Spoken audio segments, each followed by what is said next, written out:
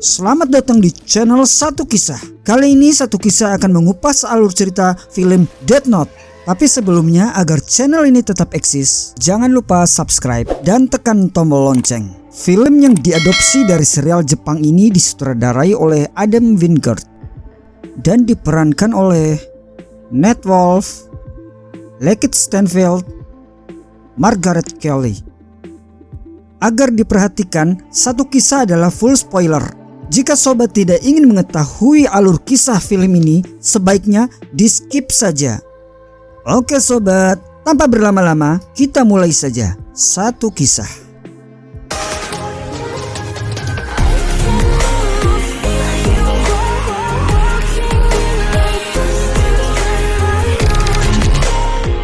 Di sebuah sekolah, seorang remaja bernama Light sedang menulis di beberapa kertas di pinggir sebuah lapangan olahraga. Tiba-tiba angin kencang berhembus disertai turunnya gerimis. Sontak semua siswa berhamburan lari menghindar. Light bangun dari tempat duduknya, ingin lari berlindung juga. Tapi tiba-tiba sebuah buku entah dari mana datangnya seakan-akan turun dari langit, jatuh tepat di depan kakinya. Light yang masih terheran-heran memungut buku tersebut, lalu segera berlari menghindari hujan. Ketika Light sedang berlari menuju ke kelasnya, seorang teman sekolahnya jatuh terdorong tepat di depan Light. Rupanya didorong oleh remaja bernama Ken, salah seorang teman sekolah Light yang sering melakukan bullying terhadap siswa lain di sekolah. Lalu Light menghadang Ken dan mulai mengolok Ken. Ken yang tidak terima diejek tiba-tiba meninju wajah Light. Light pun terkapar pingsan. Kertas-kertas tugas sekolah yang ada di tangannya berhamburan. Setelah tersadar,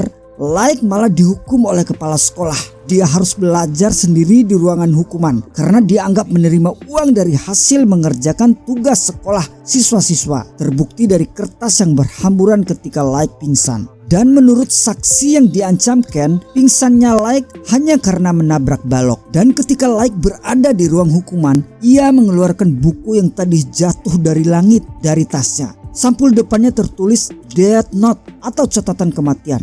Light lalu membuka halaman buku tersebut dan membaca halaman awal. Di situ tertulis aturan pertama bahwa manusia yang namanya tertulis dalam buku ini akan mati. Ketika Light ingin meneruskan membaca, tiba-tiba lampu dalam ruangan padam seketika. Lalu Light melihat sosok makhluk setinggi 8 kaki berduri layaknya landak dengan mata besar berwarna merah. Light menjerit. Saat itu juga angin kencang masuk ke ruangan tersebut, menghamburkan semua yang ada di dalamnya. Dan lampu kembali menyala. Angin kencang terhenti. Light merasa yakin bahwa ini adalah mimpi. Tiba-tiba di belakangnya muncul makhluk tersebut dan menjawab, "Nikmati saja mimpimu." Light yang masih shock berbalik melihat makhluk tersebut dan mencoba menguasai keadaan. Tiba-tiba makhluk tersebut menuju ke arah jendela dan berkata, "Lihatlah keluar." Light yang belum hilang kekagetannya dan melihat keluar, nampak di bawah lagi-lagi Ken sedang membuli seorang siswi. Makhluk tersebut mengatakan,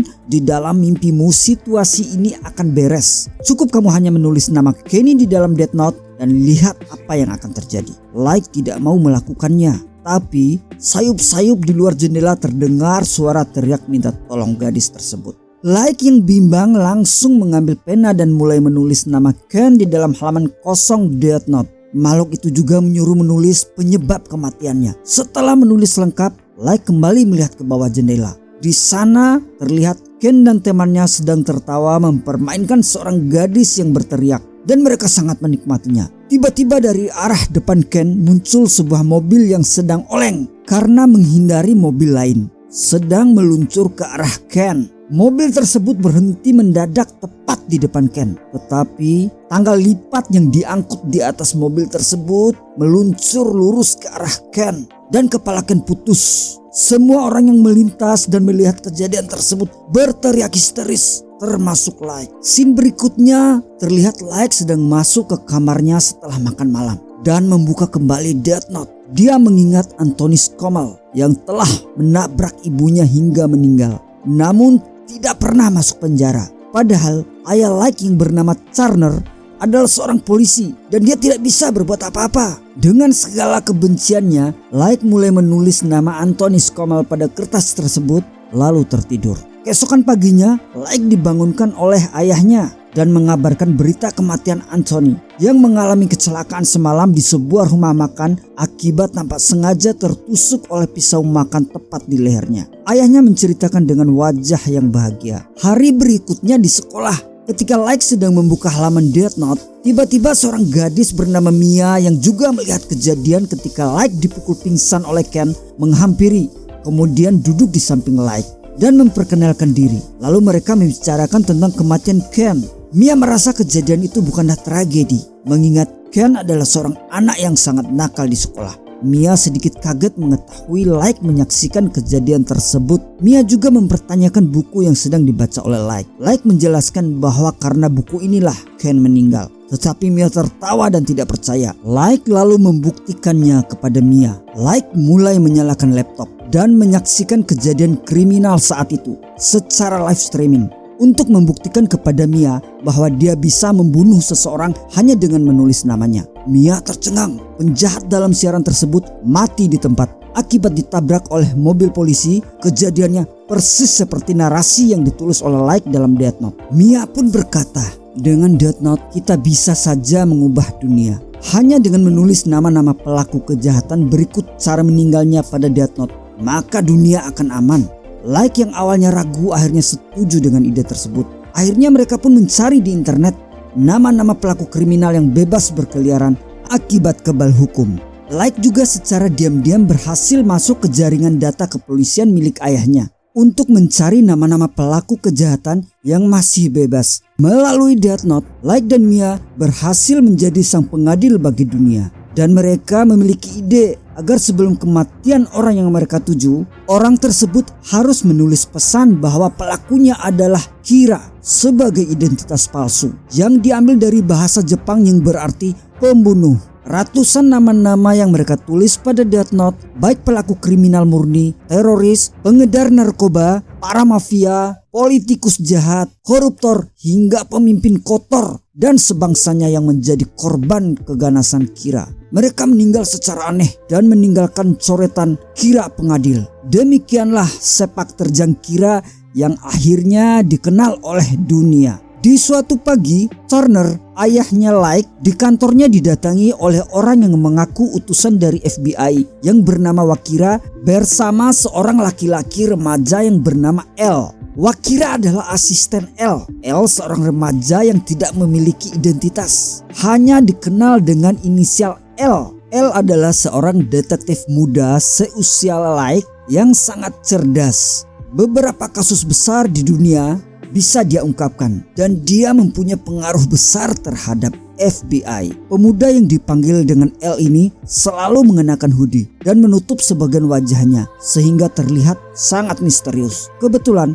Turner yang tidak setuju dengan tindakan Kira ditugaskan sebagai kepala penyelidikan kasus Kira. L menjelaskan teorinya tentang Kira. Menurutnya setelah menyelidiki pola korban-korban Kira, L menyimpulkan bahwa Kira tidak berasal dari Jepang. Kira berasal dari Seattle dan mempunyai hubungan dengan kepolisian Seattle karena banyak korban yang didapat berasal dari data kepolisian daerah tersebut. Pada siaran pers yang diliput oleh banyak media, L dengan pakaian tertutupnya menantang langsung Kira yang dianggap tidak beda dengan bandit lainnya. Setelah tantangan, karena keadaan dirinya baik-baik saja, L menaruh curiga bahwa Kira tidak bisa membunuh korbannya bila tidak mengenal wajah dan nama korbannya. Dan itu disampaikan kepada Turner, ayahnya Like. Tanpa sepengetahuan Turner, L meminta agen FBI mengikuti semua anggota polisi yang dicurigai L terlibat dengan Kira, termasuk Turner beserta anaknya Like. Like yang mulai curiga gerak-geriknya diikuti oleh orang asing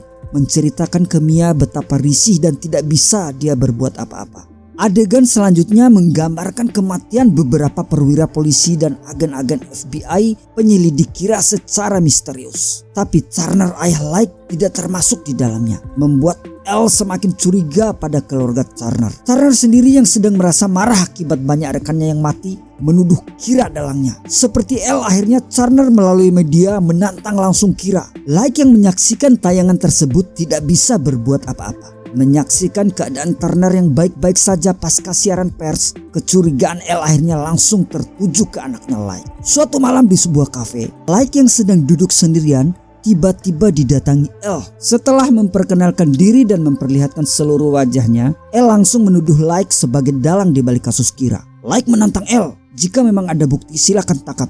Lalu Like meninggalkan kafe tersebut. Like sangat kesal terhadap L. Bersama Mia merencanakan memasukkan nama L ke dalam Death Note. Tapi mereka tidak mengetahui nama asli L karena tidak memiliki identitas. Akhirnya mereka memasukkan nama Watari, asisten L, ke dalam Death Note. Karena kecerdasannya, Like menulis akibat kematian Watari secara detail.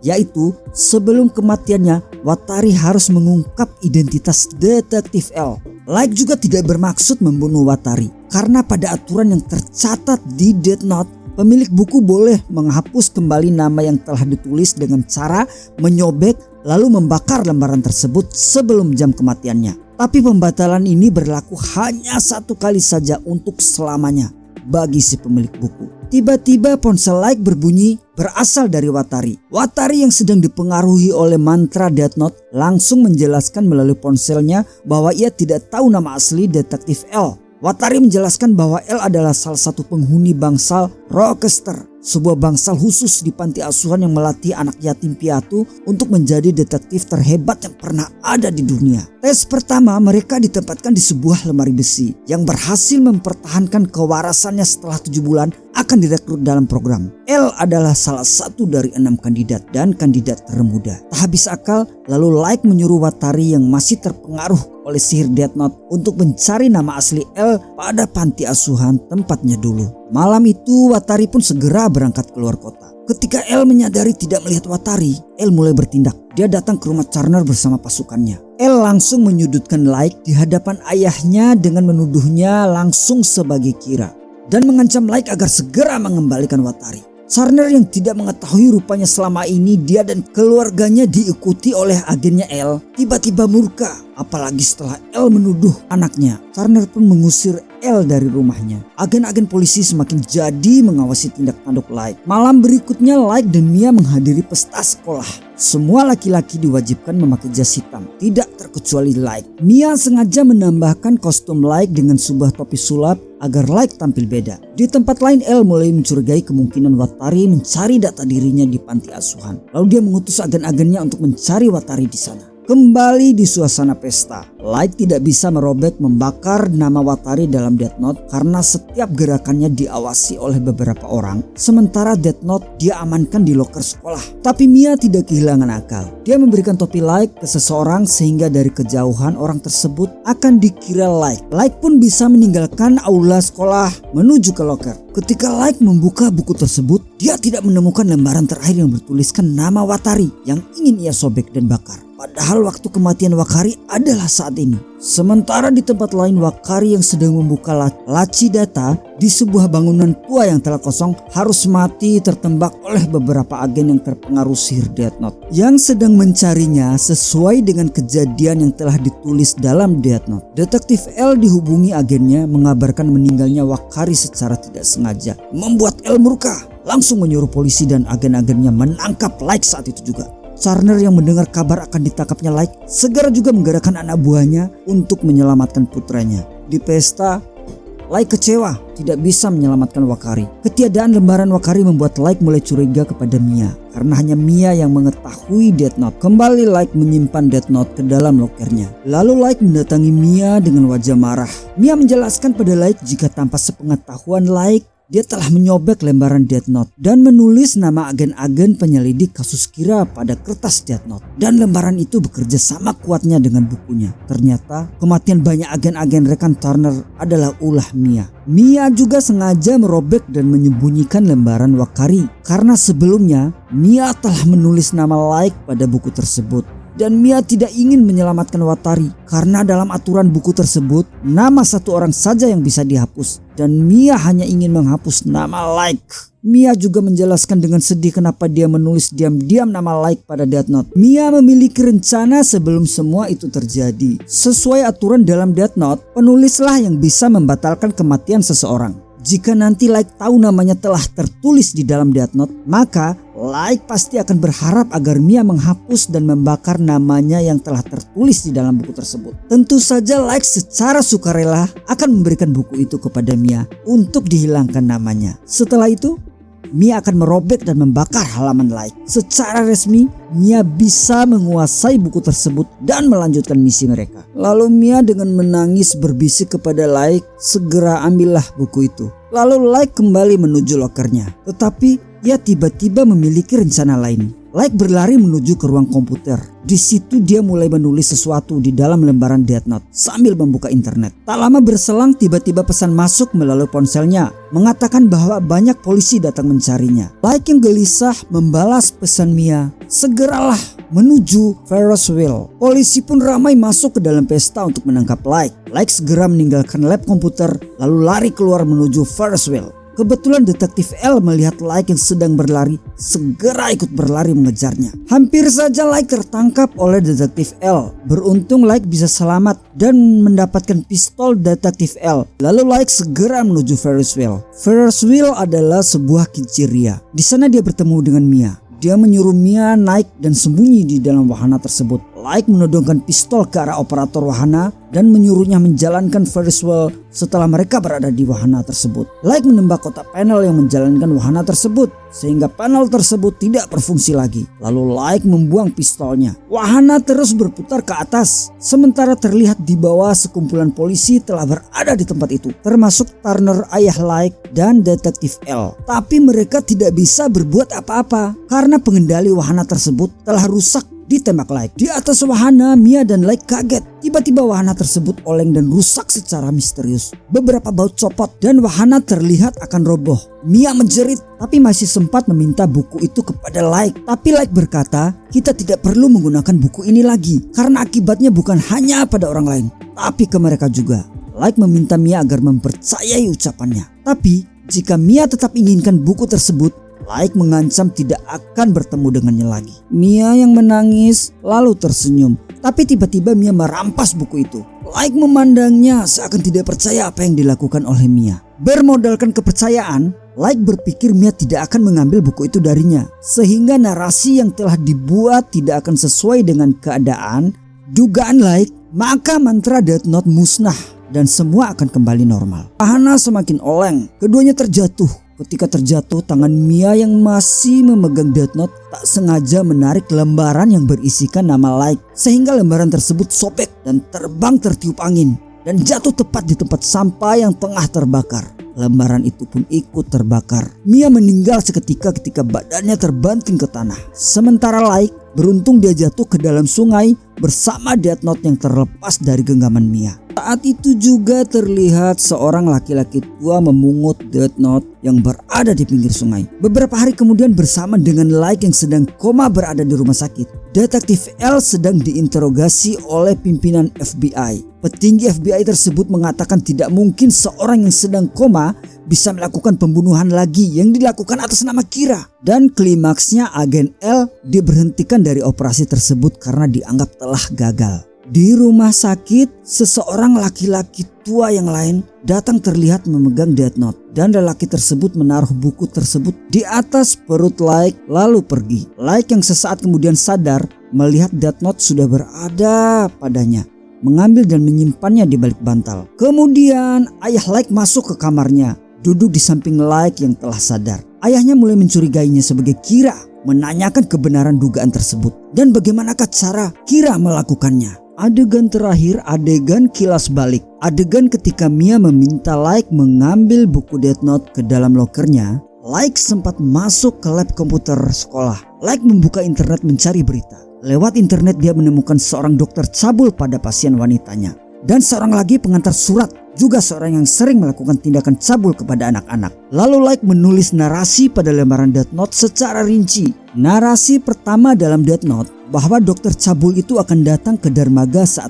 dua orang terjatuh di kincir Ferris wheel dan akan menyelamatkan Like dari kematian. Lalu dokter tersebut akan menyuntikkan obat bius sebagai alibi agar disangka dalam keadaan koma selama 2 hari. Pada akhirnya dokter tersebut akan menulis pesan keadilan Kira, lalu bunuh diri dengan lompat di gedung rumah sakit. Narasi kedua dalam Death Note, pengantar surat yang juga cabul ini akan mengambil Death Note pada malam tragedi kincir. Lalu dia akan menulis nama-nama penjahat yang muncul pada berita televisi di Death Note. Dan di hari kedua dia akan mengembalikan Death Note ke tersangka Kira di rumah sakit. Lalu pengantar surat tersebut dalam narasi akan bunuh diri. Narasi ketiga dalam Death Note, Mia akan terbunuh saat merampas Death Note dari Light. Saat kincir Ferris runtuh secara misterius, Mia akan terjatuh dan merobek halaman nama Light dari buku tersebut. Dan akhirnya lembaran akan terbakar api. Meskipun Light mendarat dengan aman di air, tapi Mia akan terjatuh di tepi pantai